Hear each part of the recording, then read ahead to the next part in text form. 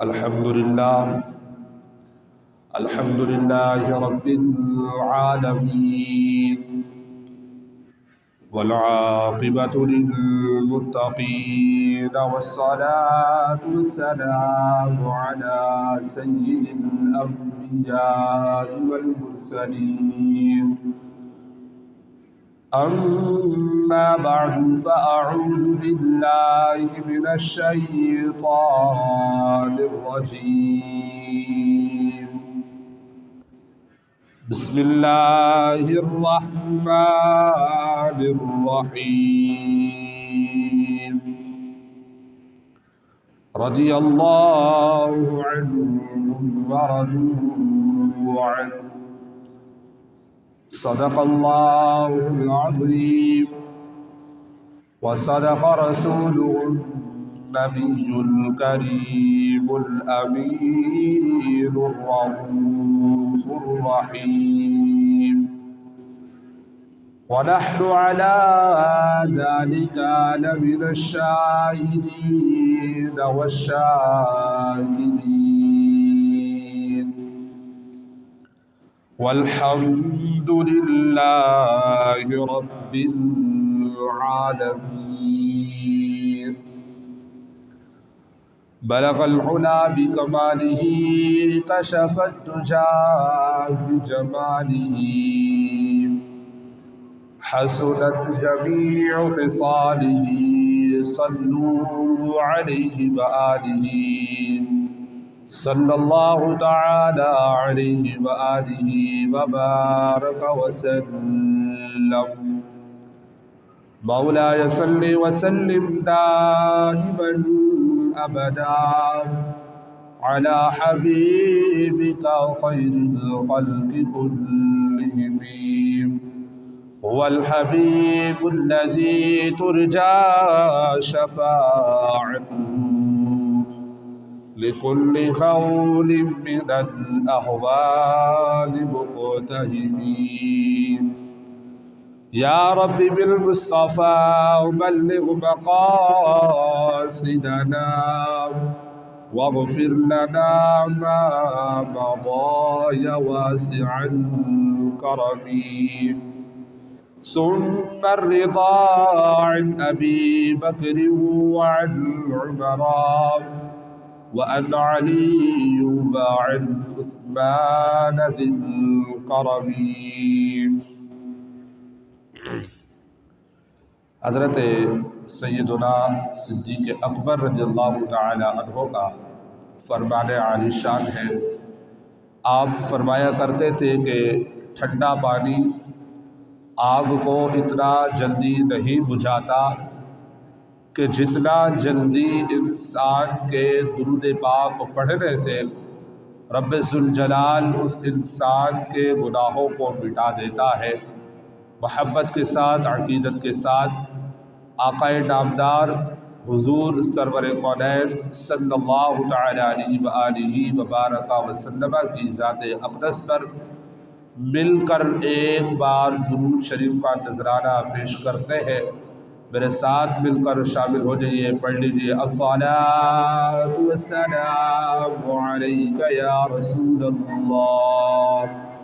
الصلاۃ والسلام علیک یا حبیب اللہ، الصلاۃ والسلام علیک یا نبی اللہ وعلى آلك وأصحابك يا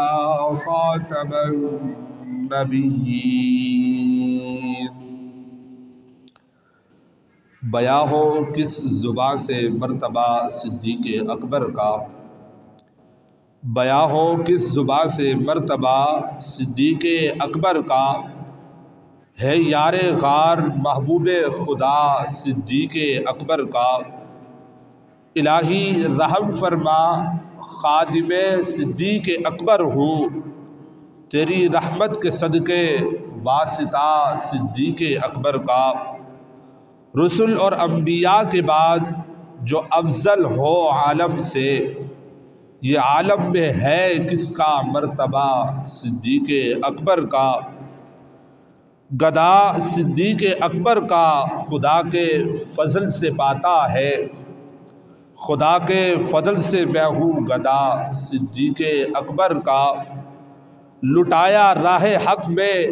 گھر کئی بار اس محبت سے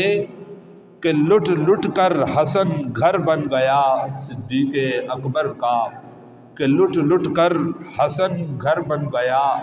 صدیق اکبر کا۔ حمد و ثنا کے بعد نہایت ہی واجب الاحترام، لائق قدر، لائق صد دراب،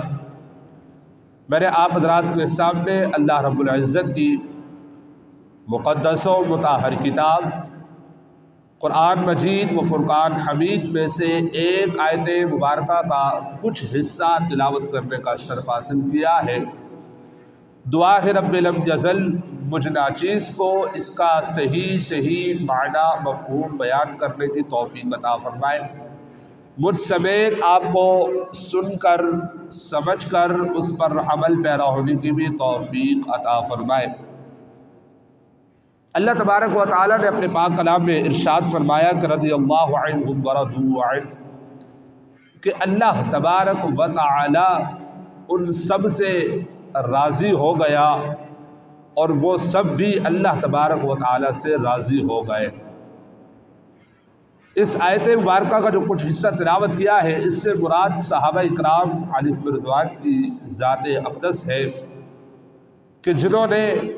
نبی کریم علیہ الصلاۃ والتسلیم کی صحبت اختیار کی، نبی علیہ الصلاۃ والتسلیم کے ساتھ رہے، نبی علیہ الصلاۃ والتسلیم کے دیدار سے آپ علیہ الصلاۃ والتسلیم کے چہرے والضحیٰ سے ہمکنار ہوئے۔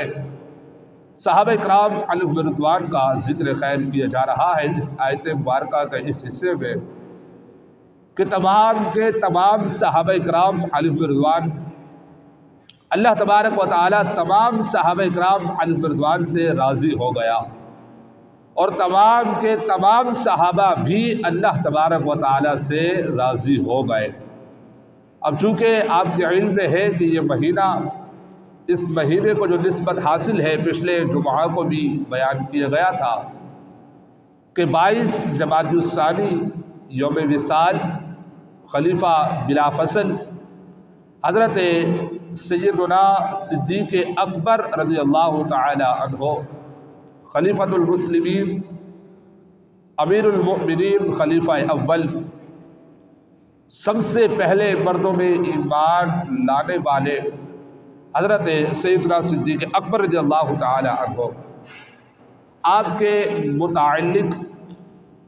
غیرت ایمانی کے متعلق 3 احادیث طیبات آپ کے سامنے پیش کر رہا ہوں، اور اس کے بعد آپ کی جو فضیلت ہے، جو آپ کا مقام و مرتبہ ہے، چند احادیث مبارکہ، چند احادیث طیبات آپ کے سامنے پیش کر کے پھر انشاءاللہ اجازت چاہوں گا۔ حضرت سیدنا صدیق اکبر رضی اللہ تعالی عنہ، آپ کا ایک بہت بڑا مقام ہے، اللہ تبارک و تعالی نے آپ کو ایک بہت بڑے مقام سے نوازا ہے۔ آپ کے متعلق آتا ہے کہ ایک یہودی جو ان کا بڑا عالم تھا جس کا نام فنحاس، یہ یہودی کا ایک بہت بڑا عالم تھا، اس کے گھر پر یہودی جو تھے اکثر و بیشتر اس کے گھر پر آیا کرتے تھے، اور اس دن ایسا ہوا کہ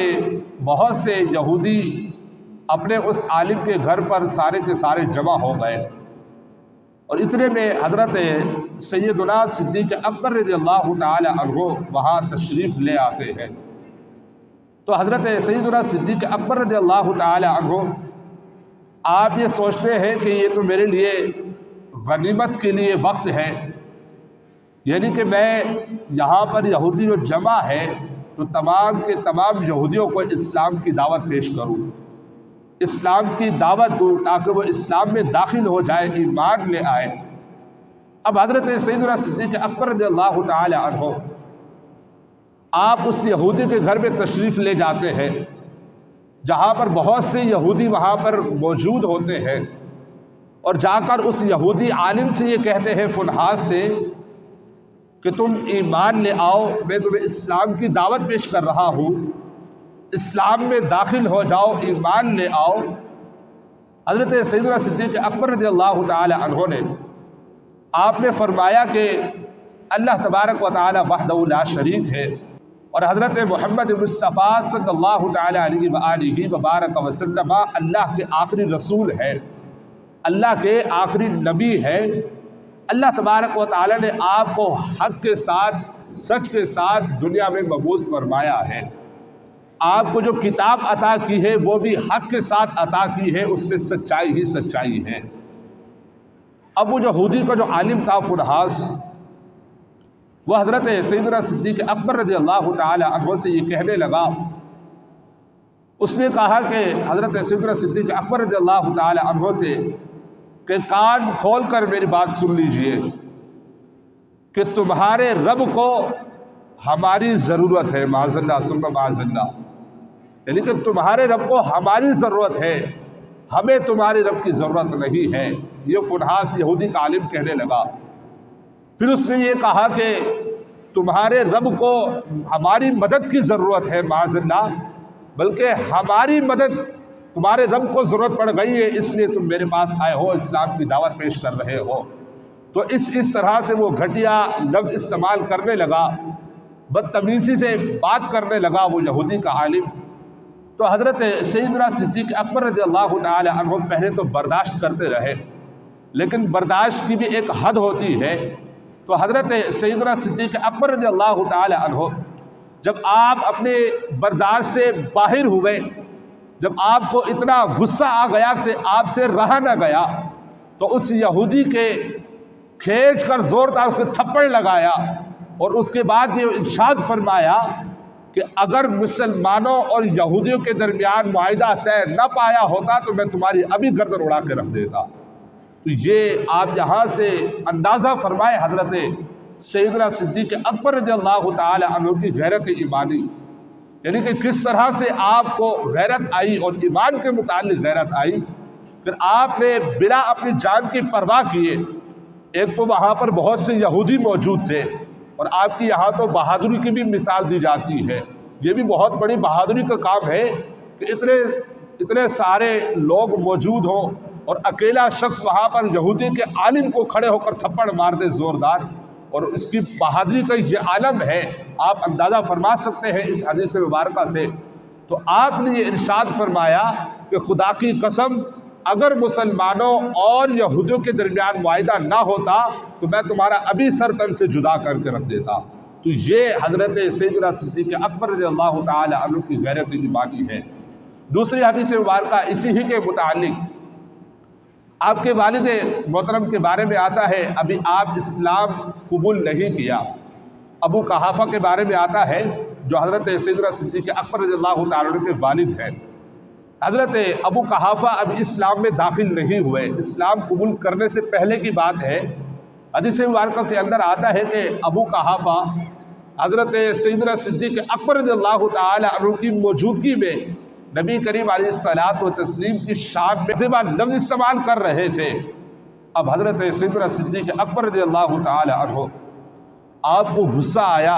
اور آپ نے اپنے والد کو اتنا زور سے دھکا مارا کہ وہ دور جا کر گر پڑے۔ یہاں کس کو؟ اپنے والد کو زوردار دھکا مارا اور وہ دور جا کر گر پڑے ہیں۔ اب یہ سارا کا سارا ماجرا، سارا کا سارا معاملہ حضور علیہ الصلوۃ والتسلیم کی خدمت میں خود ہی عرض کرتے ہیں کہ یا رسول اللہ ایسا ایسا معاملہ ہوا تھا اور میں نے اپنے والد کو اس طریقے سے دھکا دیا ہے۔ تو نبی کریم علیہ الصلوۃ والتسلیم نے ارشاد فرمایا، اے ابوبکر آئندہ ایسے نہیں کرنا، آئندہ ایسے عمل نہیں کرنا۔ اب حضرت سیدنا صدیق اکبر رضی اللہ تعالی عنہ آپ کی غیرت ایمانی دیکھیے، آپ نے عرض کی کہ یا رسول اللہ صلی اللہ علیہ وسلم خدا کی قسم اگر اس وقت میرے پاس تلوار موجود ہوتی تو میں بلا جھجک اپنے والد کا سر تن سے جدا کر کے رکھ دیتا۔ کیوں؟ اس کی وجہ کیا ہے؟ اس کی وجہ یہ ہے کہ وہ آپ کی شان میں نازیبا لفظ استعمال کر رہا تھا، اس لیے میں اس کا سر تن سے جدا کر دیتا، سر قلم کر دیتا۔ اگر میرے پاس اس وقت خدا کی قسم تلوار موجود ہوتی تو یہ آج زندہ نہ ہوتے۔ دوستو آپ اندازہ فرمائیے حضرت سیدنا صدیق اکبر رضی اللہ تعالی عنہ کی غیرت ایمانی۔ ایک اور حدیث مبارکہ آپ کے بیٹے کے متعلق آتی ہے، حدیث مبارکہ ہے، مشہور حدیث مبارکہ ہے۔ آپ فرماتے ہیں کہ غزوہ بدر کے اندر آپ کے جو بیٹے ہیں عبد الرحمن، وہ ابھی اسلام قبول نہیں کیا، اسلام قبول کرنے سے پہلے کی بات ہے۔ عبد الرحمن حضرت سیدنا صدیق اکبر رضی اللہ تعالی عنہ کے بیٹے ہیں۔ آپ یہ فرماتے ہیں کہ ایک مرتبہ ایسے ہوا کہ حضرت عبد الرحمن جب اسلام قبول کر لیا، اسلام قبول کرنے کے بعد اپنے والد محترم کے پاس بیٹھے ہیں حضرت سیدنا صدیق اکبر رضی اللہ تعالی عنہ کے پاس، اور یہ عرض کر رہے ہیں کہ یا سیدنا صدیق اکبر رضی اللہ تعالی عنہ، آپ اس بات کو یاد کیجئے کہ جب میں مسلمان نہیں ہوا تھا، جب میں کفار کے ساتھ اسلام کے خلاف لڑ رہا تھا، غزوہ بدر کا وہ موقع یاد کیجئے کہ جب آپ میری تلوار کے نیچے آ گئے تھے، لیکن میں نے آپ کو اپنا باپ سمجھ کر معاف کر دیا، درگزر کر دیا، چھوڑ دیا میں نے آپ کو۔ اب یہاں پر آپ یہ بات ذرا غور سے سنیے، حضرت سیدنا صدیق اکبر رضی اللہ تعالی عنہ آپ فرماتے ہیں اپنے بیٹے سے عبد الرحمن سے، اے عبد الرحمن، خدا کی قسم اگر اس وقت آپ میری تلوار کے نیچے آ جاتے تو کبھی میں آپ کو اپنا بیٹا سمجھ کر معاف نہیں کرتا، بلکہ آپ تو میری تلوار کے نیچے آ گئے تھے تو میں آپ کو اسلام کے خلاف جو آپ دشمنی کر رہے تھے اور نبی علیہ الصلوۃ والتسلیم کے آپ دشمن تھے، تو نبی علیہ الصلوۃ والتسلیم کا دشمن سمجھ کر آپ کو قتل کر دیتا۔ یہ ہے غیرت ایمانی حضرت سیدنا صدیق اکبر رضی اللہ تعالی عنہ کی۔ اور آپ کے متعلق فضائل کے متعلق چند احادیث طیبات میں آپ کے سامنے پیش کر رہا ہوں۔ غار ثور کے اندر جب 3 دن اور 3 راتیں حضرت سیدنا صدیق اکبر رضی اللہ تعالی عنہ اور نبی کریم علیہ الصلوۃ والتسلیم نے غار ثور کے اندر 3 دن اور 3 راتیں وہاں اس غار ثور کے اندر گزاری۔ اب حضرت سیدنا صدیق اکبر رضی اللہ تعالی عنہ بڑی پیاری حدیث مبارکہ ہے، آپ فرماتے ہیں کہ مجھے بہت سخت پیاس لگی، میں نے نبی کریم علیہ الصلوۃ والتسلیم کی بارگاہ میں عرض کی، یا رسول اللہ صلی اللہ علیہ وسلم، مجھے بہت زیادہ پیاس لگ رہی ہے۔ تو نبی کریم علیہ الصلوۃ والتسلیم نے آپ نے یہ ارشاد فرمایا کہ تم ایسا کرو کہ تم غار کے مزید اندر چلے جاؤ اور وہاں جا کر تم پانی پی کر آ جاؤ۔ اب حضرت سیدنا صدیق اکبر رضی اللہ تعالی عنہ غار کے مزید اندر تشریف لے جاتے ہیں، اور جیسے ہی اندر جاتے ہیں تو آپ ایک خوبصورت منظر دیکھتے ہیں۔ آپ کیا منظر دیکھتے ہیں کہ آپ دیکھتے ہیں کہ ایسا پانی موجود ہے، ایسی نہر جاری و ساری ہے۔ آپ نے فرمایا کہ جب میں نے اس پانی کو پیا تو وہ پانی شہد سے زیادہ میٹھا، سبحان اللہ، وہ پانی اور دور سے زیادہ سفید۔ جب میں پانی کو دیکھا تو جب میں نے پانی کو پیا تو شہد سے زیادہ میٹھا پانی تھا اور دور سے زیادہ سفید پانی تھا،